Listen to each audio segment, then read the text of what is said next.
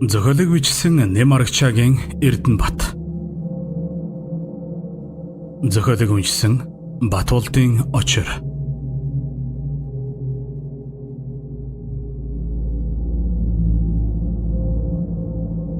Гүртэн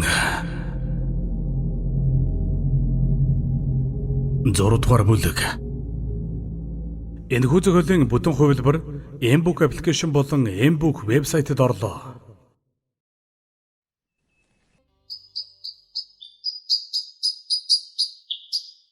Өглөө наран хэдийнэн гийсэн ч уулсын ингээр буусан манан буданд баригдаад нэвтэрч үлдээлэх цаг ажээ. Гөрөөчин ядам уртхар буугаан үрсээр буданд уулсын бэлүүд аниргүйхэн гэлдэрч явах. Тэрээр гүн бодолд дарагдж сэтгэл нэн шаналнтай явхаач. Түүний чихнэн хаяа чи аргил буг унагва. Надаа чивийг нь авчираа. Түүгээр юм хийвэл чиний эхнэрээ амьдрахаа шүү. Бууг сайн байва. Муу хэрэггүй. Хамгийн том хамгийн сайнаа хэрэгтэй ба. Гэж хэлсэн хятад отчийн үг байн сонсогдоно. Ядам бол Түшэйтхан аймгийн Түшэйтханы хошууны хүн. Тэр орхон мөрний савд багтаж насыг барсан нэгэн. Харин өнөөдөр энд ин явна үхэлтэй өнөөмөдгүй уулзах болоод би гэргийнхээ төлөө билээ. Ядам гэрээс гарч 3 хоногтон хөгн ханаас эхлээд Батхан хайрхныг хүртэл аргил халуун буг хайж ийм бидэрсэн хэрэг байв. Түүнд одоо итгэл аврах аврал нь цор ганц хятад отчийн үг болсон гэхэд хэлсдэхгүй. Учир нь тэр нутаг хошууныхан альсан гисэн отож маран бүгдээр яваад арга мухарцсанд оршиж байв. Хөөрхиэр тийм гэлдэрсээр хаан уулын баруун бэлд хурж морниосон түрхэн буулаа.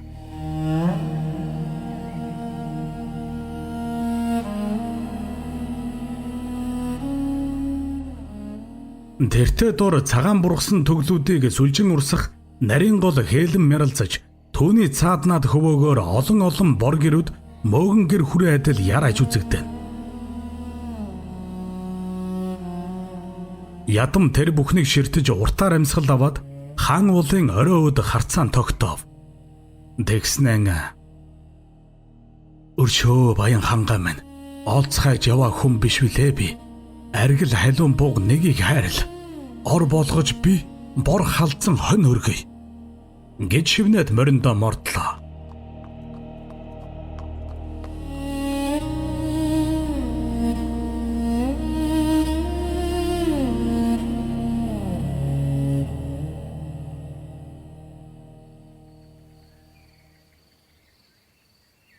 Төмөр их овооны өмнөдөд овоо өд харж зогсон. Төвний хүү чулуун дэрэгдэн 2 морин хөтөлж явсаар зогсох аж. Төмөр овоо өд харж хэсэг болсноо 2 гараан тэнгэр өд хандуулж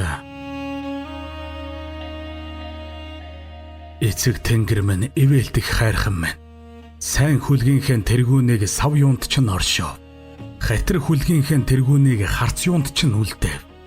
Тэнгэрийн ажнаа хэмээн санаж тэмцэх зам мөрийг нь эвгэж болгоо. Тааллэгтэн тээх улаач гэж санаад тал нутагт нь төрүүлж хайрал.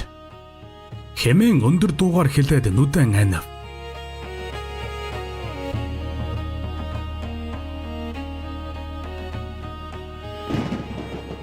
Энэ цагт будан бүргсэн уулын оройд тэнгэр нэгэнтэй нүргэлж түүний дууг нь дэмжих мэт аргил халуун буг шил татан урамдах бөлгөө. Ядам богшсон морой хааныг давирч гэлдэрсээр уулын багхан хэцээр гарч ирэв. Тэр тэгмэгцэн морины ямыг татаж чагнаархлаа. Тэр буг урамдах дууг сонсов. Ёстой л газар гიშгэж галавт орших нь үнэн болов гэмээр аргил бугын дуун ажээ. Ядам баян хангай минь гэлээ. Хүслийг минь сонсож хүмүүн надад илгээсэн дохио буйцаа. Хэмээн бодмогцон шалавхан бууж морин тушаад орхилоо.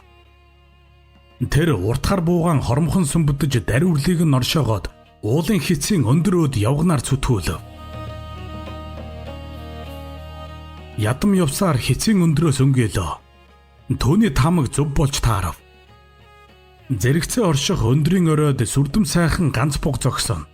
Эл буг олон салаа хэвэр хандгайх мэт өндөр сэрвэг харсан ядам эрэхгүй сүрдэв. Баян хангаа минь ийм сүрлэг сайхан амьтныг урд хожид би үтсэнгүй. Өршөө. Ин шивэнсэн гөрөөчнэр буугаан онлоо.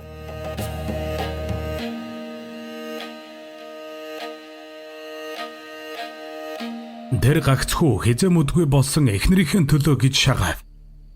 Өөрөөр бол ийм содон амьтныг намнах учиргүй гих гөрөөчний жайгийг тэр мэдхийн дээдээр мэдэх үлээ.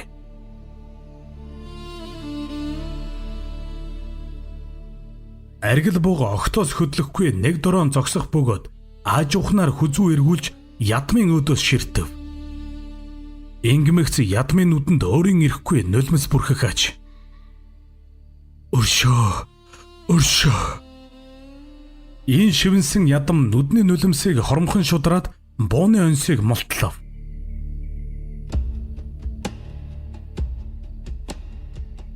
Буу дуугарсангүй. Ядам гайхаж хар буугаан ширтэн. Буун баарчээ. Гэтэл түүний араас "Хүнгүй, та наад амтнан орхичих" гэх хэн нэгний дуу сонсогдхон тэр. Давхиж цочсон ядам угсхийн эргэж харлаа. Морьтой хоёр хүн зогсон. Тэдний нэг нь багхүү байхаач. Энэ бол халах даяарт алдран дэлгэрсэн гүртэн төмөр гэдгийг хөөрхий гөрөөчн ир яахан мэдэх. Төмөр айдуухан инээмсгэлсээр морноосоо бууж хүүтэн цудбурыг нь өгөөд ядмын дэргэд ирж газарт завлин суулаа. Эргэлзэх гайхын дундуур болсон ядам эргэж бугын зүгт нэгэнтээ харав. Өнөөх буг байсангүй. Гэтэл "За ах минь, та суу. Хайрхан уулын эзэн өөд халуун туглаг тавих гэж явдаг" гэд үл ялэг толгоос ихсэрлээ. Эл үг угийн төлөв ядамд нэн хүн дээр тусчээ. Тэрээр дуу алдаж төмрийн дэргэд суугаад "Хайрхан минь, хайрхны эзэн гэвүүдээ дөө минь. Нүгэл тар гөрөөчн би яахан мэдэх. Өвчтөе эхнэрийн аврах юуны магад гэд тэр сайхан амьтанд буу шагааж нүгэл хураалаа" хэмэв. Төмөр түүнийгүйг нь сонсох зууртаан багхан толгой дохиж бодол хийлээд "Ах минь та бос, нааш суу" гэснээс өөрийг хэлсэнгүй. Ядам чимээгүйхэн босоод төмрийн дэргэд суулаа. Тэгтэн төмөр "Та ч одоо тавьдаж сандрах хэрэггүй дээ. Тогтож тайвшраад учир явдлан ярилцъя" хэмээлээ.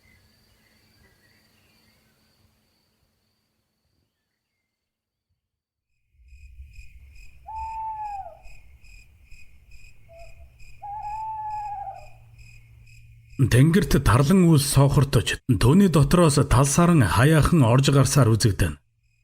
Тэрхүү тэнгэрийн доорх их талын дунд байх багхан борд овцгийн оройд ганц хүмүүн завлин суухаач. Энэ бол Түшээ Тан аймгийн далай гүний албат бумын төмөр болоо. Төмөр гих хахирган дуунаар тэр толгой өргөж орчнон ажив. Нүдэнд үзэгдэх зүйл огтоос байсангүй. Төмөр нүдэн дахин анлаа. Яг тэрхэн мөчөд түүний зүүн чихнэн мөсмит хүйтэн салхи хормхон үлээгээд "Гүртэн төмөр, насыг бодож танд төрүүлж золго юу гэд би зорж ирэв. Та минь амар байна уу?" гэх ёрын хоолой шивнэхэн тэр. Төмөр ааж уухнаар нүдэ нээлээ. Тэр нүдэ нээж урагш харсан чихтэн хэсэг болоод зүүн мөр өдөөгөө нь толгой эргүүлв. Ингмэгцэн давхын зочиж босон харайлаа. Гүртэн төмөр ин зүүдлээд сэржээ. Тэр сэрмэгцэн бодол болсоор тооноор буух сарны гэрлийг ширтэж хэвтэн. Төмөр "Зөнд минь хар буугаагүй юмсан ямар гээчин зүүдвэ. Өдгөө надад өсгөлж ирэх хүн баймгүй дээ" хэмээн бодоод ааж ухан өндөж суулаа. Түүнд үзэгдэх мэдэгдэх зүйл өчүүхэн төдий үгүй боловч өөрийн зүуднээсээ нэн ихээр сэжиглэх мэт байна. Энэ зуурт норжмаа мөн сэржээ. Тэр аажуухан өндийж суугаад "Та яв хартаараа юу?" гэж аяархан асуув. Төмөр гэргийн өдөгөн харж ирүүхэн инээмсэглээд шанхных нь үсийг зөөлнөр хэлбэв. Тэгснэн "Гэмгүй дээ, үүр цайгч төгсөн байна. Би Түшээ Твангийн хошуунд хүрэх учиртай. Ингээд босъё доо. Ядамгүй гэртээ хурчигсан байх." Гэд орноос аажуухан босч гэрээсээ гадаалав. Норжмаа хэсэг бодол хийж суугаад мөн босохоор зэглээ.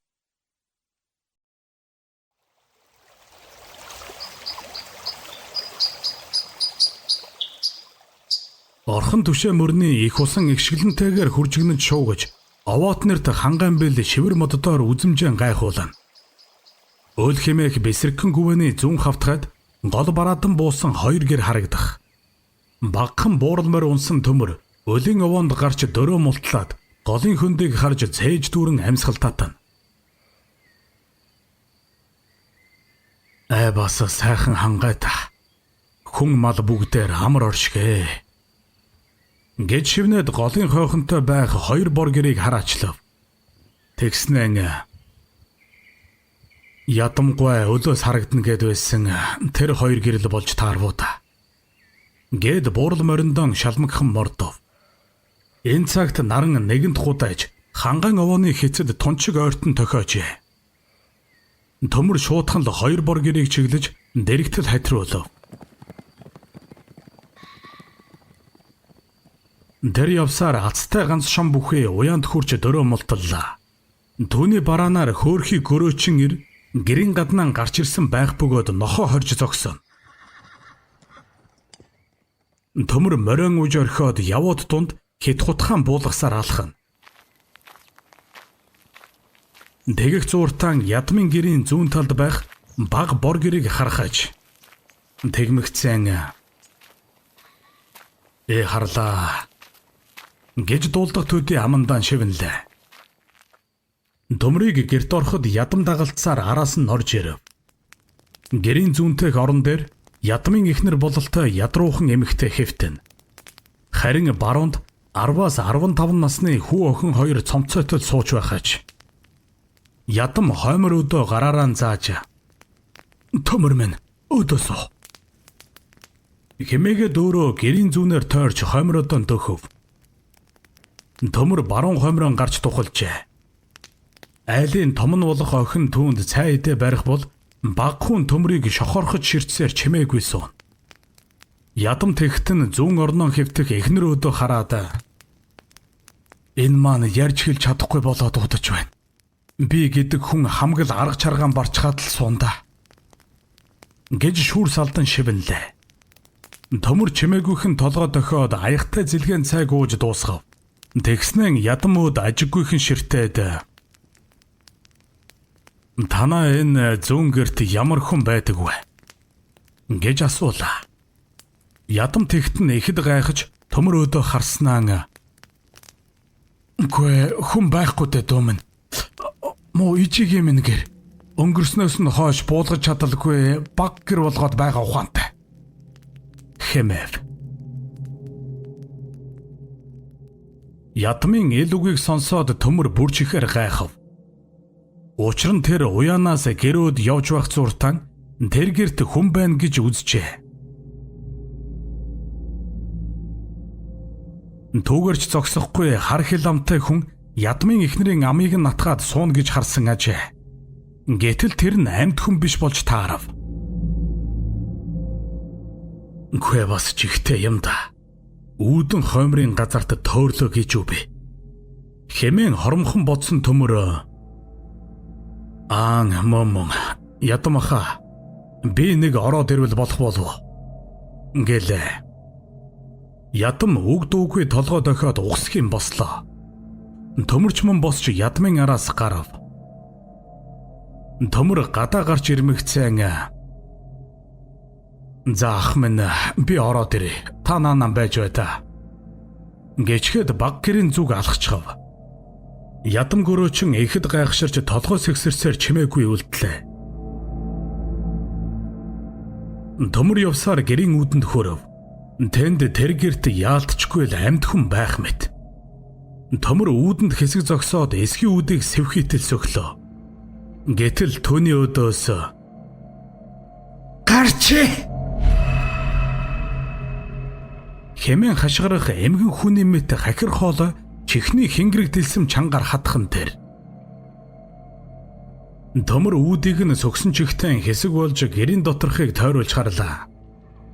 Гэрийн баруунаар хоньны унгас ноос зэргийг хураасан байх бол зүүнээр нь том модон агартай цагаат цэгээ мэт зүйлс үзэгдэнэ. Харин хоймрон байх хураалгатай барааны араас хувхай цагаан үс, хундан цагаан царайтай үзэрийн эмгэн өлийн ширтээд зогсож байх харагдлаа. Төмөр дуугарсангүй, мөн гэрийн босхыг давсангүй, эсгийн үүдийг буулгаж орхиод чимээгүйхэн эргэв. Ядам түүнийг гайхах мэт ширтсэн хэвээр зогсон. Төмөр бодол хийлж зөөлөн алхсаар түүний өмнө ирээд шингэх төгсөн нарны зүг харж хэсэг зогслоо. Тэгснэн ядамгүй бүрий орогдё гэж зөөлөн хэрнэн нухацтайгаар хэлв.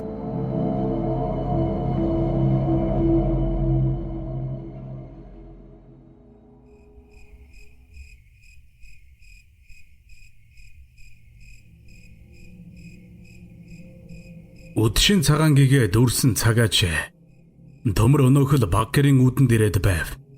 Түүний гарт таван баримын яргаа ташуур нь байх бөгөөд бүсийг чангалж зогсон. Хоёр гэрийн гадна түүнээс өөр хүн үгүй ажээ. Учир нь тэр гэрийн эзэдэг гэрээс гарахгүй байхыг сануулсан бөлгөө. Хотны өмнөхөнтэй цөвтөр хідэн хойд тугалтай хоёр үнэ байхаас гадна уян дээр төмрийн унаа болох жижигхэн буурал морил зогсон. Төмөр гэрийн үүдийг сөхөж шийдмэгхэн явж орлоо. Эмгэн өнөөхөл янзаараа барааны араас толгоогоо цухилгаж төмрийг ширтсээр. Гэхдээ тэр энэ удаад хашгирч хөөсөнгүй. Тэр хүндээ нуг хийтэл зөөлөн хөхөрсөөр байхажээ. Гүртэн төмөр гэрийн баруунаар тойроод багны дээхэнд зогсов. Тэгснэн эмгэн өөд эгцлэн хараад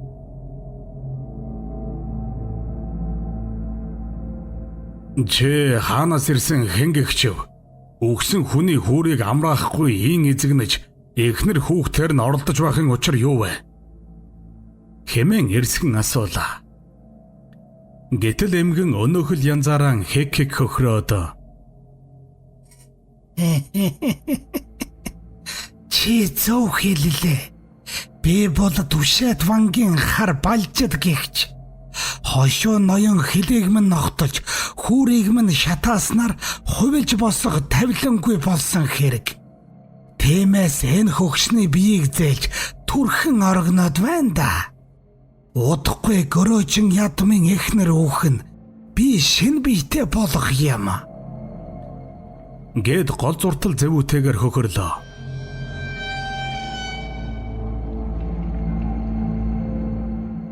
Төмөр энэ удаад дуугарсангүй, харин бодол хийлв.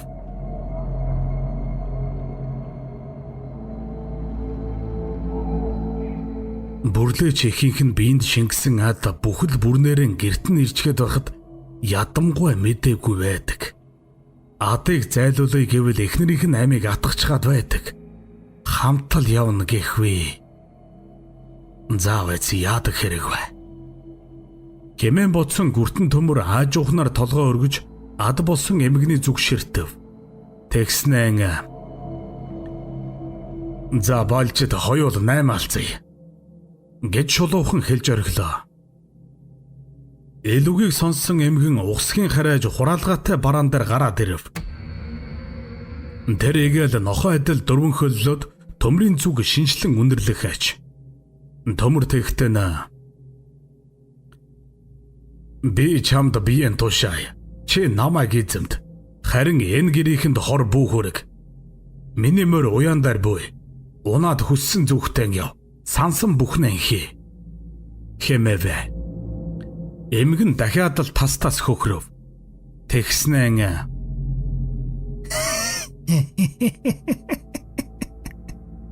чи намайг дөнгөх санаатай юу? Чиний махан би хүчтэй юм а. Гэхдээ хий би чинь бүрчиг хүчрхэг юм. Үгүй чи зайлаа. хэмээн хашгираад өнөөх барааныхан араас үсрэн орж үзэгдэхгүй болов. Төмөр аажуухнаар доош болж гэрийн хойморд байх барааны зүг ар нуруугаан харуулад үүд тийш ширтсээр газарт завлан суув. Тэгснэн хэсэг бодол хийлээд гардах ярга ташууран авч газарт тавилаа. Тэгмэгцэн төмөр нүдэн анаад анд ахудаа ч амтны сүнсээр өргөл хийж хар домд шүтсэн биш үү чи? Хариуд нь хошуу ноёныхон зэмийг хүртэж би чамд өөрийн хоёр биеийг өгье. Хэрхэн чимэд? Гэмээхэн дээр элүүгийг сонссон эмгэн барааны араас бултас хийж толгоогоо цухайлгав. Тэгснэн шүр мэд улаануудэрэн шүлэнгтэг адил төмрийг ширтсээр аажуухан өндөлөө. Эмгэн төмрийн ард ирж зогсов.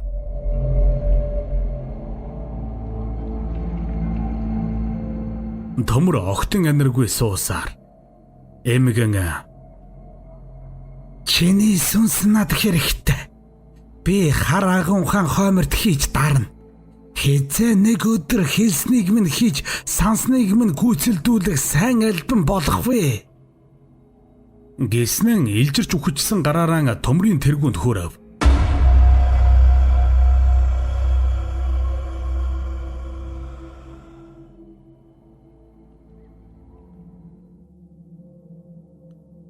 Ядам хомрон суугаад нүд анан залбирахаач. Харин гэрийн зүүнтэй хэвтэг түүний хөөрхий ихнэр нь хидэмэл нүдэн эргэлдүүлсээр тоон ширтэж хэвтэн. Тэм байтал гадаа эгчмэ шууган болж нохой боргохон тэр. Гэрийн баруунд суух хүү охин хоёр нь элчмэнээр маш дайж эцэг өдөөгөө ойртон суулаа.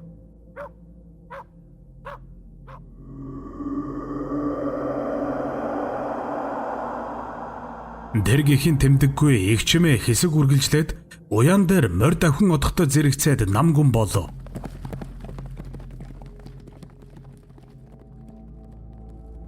Үүнтэй зэрэгцээд гэрийн зүүнд хэвтсэн ядмын ихнэр Ичимэн гэж хашгирсаар угсхийн босч ирлээ. Ядам давхин зочиж эхнэр өдөөгөө харав. Хүү огтон ч мөн ялгаагүй итгэж ядсан харцаар эхийг нь ширтэн. Харин ухаан саруул болсон эмэгтэй эр нөхөр болоод хүүхдүүдэн харж хэсэг сууснаа цөрхөртөл уйлж эхэллээ.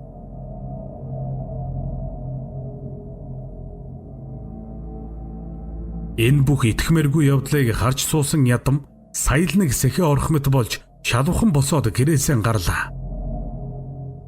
Түүнийг гарч ирэхэд уяан дээр гүртэн төмрийн морь байсангүй. Тэр яаруухан алхсаар жижиг бор гэрийнхэн үүдэнд хүрв. Гэрийн эсгийн үүд хуу татагдсан байх бөгөөд тэртээ өмнө газарт хэвтэн. Ядам онгорхоо үүдээр харж хэсэг зогслоо. Гүртэн төмөрт нь тэнд байсангүй. Харин баруун хоймор дох газарт төмрийн таван барим хэртэй бүдүүн ярга ташуур газарт хэвтэж харагдана. Ядам аажуухан алхсаар баг гэртээ бүрнэн оров. Тэгснэн дуу алдаж залбирлаа. Гэрийн зүүн талд хэн нэгэн хэвтэх нь ил харагдав. Тэгтэн түүний чихнэн за ядамгүй минь. Миний бодол санснаар болвол би танахаас шууд явах учиртай. Харин та намайг явмагц баг гэрт ороод сайтар үзээрэй. Тэнд нэг зүйл үлдэх юм шүү. Айж цэрвэлгүй хийх гэснээ хийгээрэй. Яахыг та мэднэ. Гэж наран шинхийн өмнөд хэлсэн гүртэн төмрийн үг чихнэн дуулдана. Ядам аажуухан алхсаар өнөө хэвтэгч хүний дэргэд хүрв. Тэгснэн уруул нь хэдэнтэй өмөлзөөд ижимэн хэмээсээр сөхрөн суув. Тэнд аль хэдийнэ өөд болоод хэр аваачж оргисон хөөрхий хийхэн цогцос хэвтэж байхаач.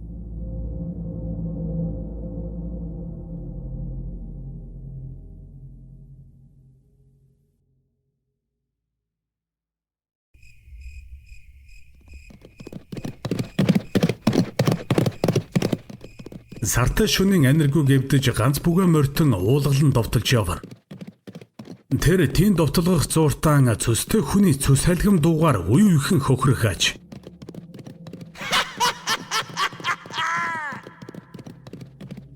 Эл хүмүүний өмсөн дээд хувцас унсан морь царай зүсийг нь ажвал гүртэн төмөр байх вүлээ. Гэвч ухтаан төмрийн махан бодийг эргшээсэн хар балжиргийгч тэн явах болго. Тэр төмрийн буурал морийг буруу зүггүй гуйдсаар. Хэсэг тэн явтал буурал морь тэрий хатан унлаа.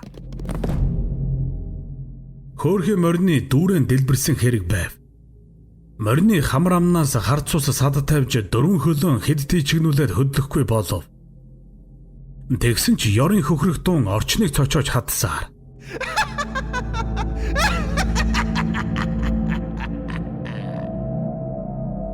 Төмөр нүдэ нэв. Тэр хаан байгаа нь үл мэддэх гүн харанхуйн дунд оршино. Түүний талбүрт хүн гиншин уйлах хийгээд ёолон бархирах гаслан гянах дуун захгүй хангина. Төмөр ёсоор болжээ. Мөн олон амьтныг тарчлаасан ад юм даач. Хэмээн шивнээд эцэг тэнгэр их хайрхтын эзэн савдаг цугаарыг дуудан залбирва. Ингмэгц гүртэн төмрийн нүд хийгээд бие бүхэлдэн асан дүрлцэж гүн харанхуйн дунд цоролцсон улаан гэрэл болж хувирав.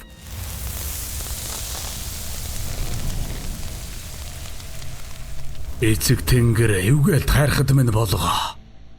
Энд хоригдсон олон амьтны сүнсийг аварч энэрч сойрхоо. Ин хэлсэн гүртэн төмөр ухсгийн босч хоёр гарын алгыг тэнгэрөөд хандуулав. Тэгмэгц түнэр харанхуйг бүхэлд нь галуулан гэрэл залхин нөмөрх бөлгөө. Ингэхтэн зэрэгцээд огторгүй тэнгэрөөд олон од харвах мэт болж харанхуйн дундаас тэнгэрөөд цойлов.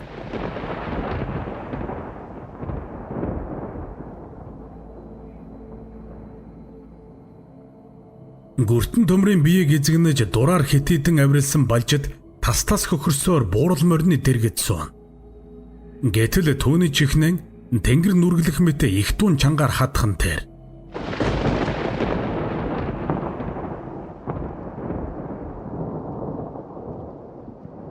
Балжид хоромхон инээхийг болж хойд зүгт харлаа. Тэртээ хол гозгор хар уулын цаанаас тэнгэрт тэмүүлсэн үе олон од харваж байх шиг үзэгдэн. Тэр муухай бархирсаар угсхийн босов. Гэтэл тэрхүү их гэрлийн зүгээс ганц улаан гал өөрийг нь чиглээд айсвэ. Балжид бархирсаар харагш багхан ухрав. Харин гал улаан гэрэл хоромхон харваж ирээд түүний биеийг нэвт дайрхан тэр. Хиншүү ханхалж утаа үгэх мэт болоод намжсны хойно гүртэн төмөр гагцаар зогсон. Түүний нүд улаан галаар асан дүрлзэх бөгөөд дөрвөн хөлн тэлчлэн тийчгнэх буурал морьныхон зүг харсаар зогсон.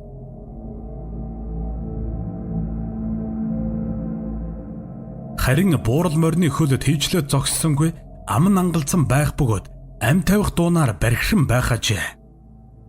Төмөр морь тишээгэн аажуухан алхсаар дэрэгдэн очоод сүүлний хялгаснаас нэг тугийг тас татаж авлаа. Ингмэгц морь урдын адилаар хөдөлгөөнгүй болжээ. Харин төмрийн гарт байх сүүлний туг хялгас эгээл могомэт гөрвөлзөн мушгирч гараас нь алдуурахаар тэмүүлэн байв. Гэвч гүртэн төмөртөн түүнийг яахан алдах. Баруун гартаан тас атгаад нүдэн ханлаа. Энэ зуурт эмгэн хүний ёрын дуу нэгэнтээ бархин хадаад өнөөх туг хялгас үнс чанд руу болж шатхан тэрэ.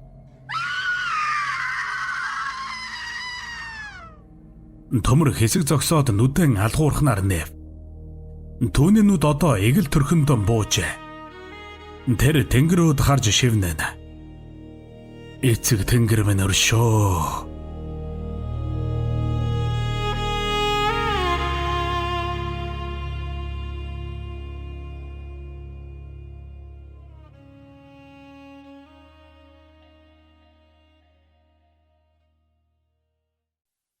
Тулгар биетэй бүсгүй хүн чимээгүйхнэр нулимсан арчсаар бодол болж суун.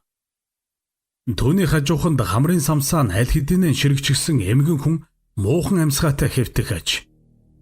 Өнөө маргаашгүй хадан гертэн одох болсон хөвшин ихэнхэн дэргэд уйлж сууга энэ бүсгүй бол нэрэн өвгний ганц охин халтар ажээ. Гэтэл гэрийн үүд айжуухан сөхөгдөв. Халтар толгоо өргөж харлаа. Хөөрхий хөгшин эцэг нэрн нь байх бөгөөд хөгшин охин хоёроо харж санаа алдсаар хоймрон гарч суув. Халтар тэгтэн элтэд томорсон хэвэл гидсэндээ түүртэж босоод эцэгтэй зэлгэн цай хийж барив. Өвгөн чимээгүйхнээр цайг авч оочлоно. Тэгснэн охин өдөө харж муухан инээмсэглээд Охин минь орчлонгийн зам хойно одоо яалтай. Өвгөн миний өмнө орхол учиртай байж дээ мó ижээн. гэснэн нэгийг сансан мэт болж Цэвдэн маань өнөө мэдгүй л ирчих марьсан. Унаа хөсөх нь саатай юм болов та. хэмээн санаа чилсэн өнгөөр шивнэв. Халтар дуугарсангүй эхөөдөө харж санааширсаар